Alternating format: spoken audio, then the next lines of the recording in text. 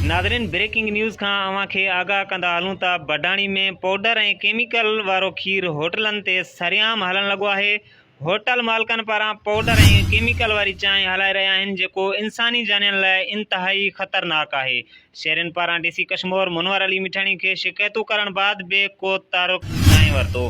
हिकु भेरो ॿीहर अवां खे आगाह कंदा हलूं त बडाणी में पाउडर ऐं केमिकल वारो खीर होटलनि ते सरियाम हलण लॻो आहे। होटल मालिकनि पारां पाउडर ऐं केमिकल वारी चांहि हलाए रहिया आहिनि, जेको इंसानी जानियुनि लाइ इंतिहाई ख़तरनाक आहे।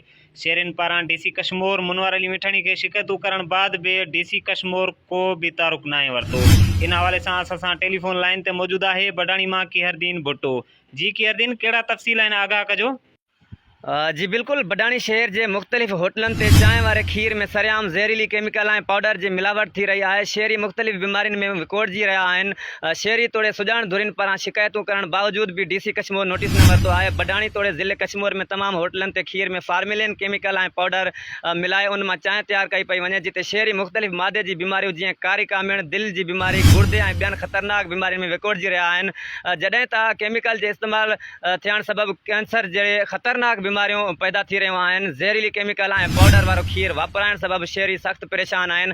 मां अव्हां खे इहो बि ॿुधाईंदो हलां त होटल मालिकनि पारां जंहिं केमिकल ऐं पाउडर मां खीर ठाहे चांहि तैयार कई पई वञे, उन केमिकल जो नालो फार्मेलिन आहे। फार्मेलिन जहिड़ो ख़तरनाक ज़हर गुर्दा, जेरे ऐं दिलि खे ख़तमु करे माण्हुनि खे मौत जे मुंहं में धकेले रही आहे। सुप्रीम कोर्ट पारां मेन जे खीर वधाइण जो इंजेक्शन इस्तेमालु न करण ऐं खीर खे वधाइण जो ज़हरीलियूं केमिकल वारे पाउडर जे विकिरे करण ख़िलाफ़ सख़्त मना करण वारे हुकुम बावजूद भी शहर के अक्सर होटलन ते केमिकल ऐं पाउडर वारो खीर सरियाम मिलायल ज़हरीलो खीर विकिरो करण वारो कारोबार बंद न थी सघियो आहे। जॾहिं त अहिड़े ज़हरीले खीर वापराइण सबब कैंसर ऐं पोलियो जा इम्कान थी रहिया आहिनि। हथ कयल ॼाण मूजिबि ज़हरीली केमिकल मां 1 किलो खीर मां 5 किलो घाटो खीर ठाहियो वेंदो आहे।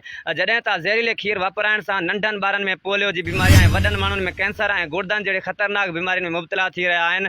केमिकल सां ठहियल खीर पीअण सबब हज़ारे ज़िंदगियूं दाव ते लॻल आहिनि। अक्सर होटलन ते चांहि ऐं ॿारनि खे प्यारण लाइ भी उन खीर जो इस्तेमाल थी रहियो आहे। शहरियुनि तोड़े सुजान धुरिन पारां डीसी कश्मीर मुनवर अली मटियाणी खे अपील कई है त फौरन नोटिस वठी होटल मालिकनि खिलाफ़ कानूनी कार्रवाई करे बडाणी जी आवाम के मौत जी निंड खां बचाए इंसाफ़ कयो वञे। जी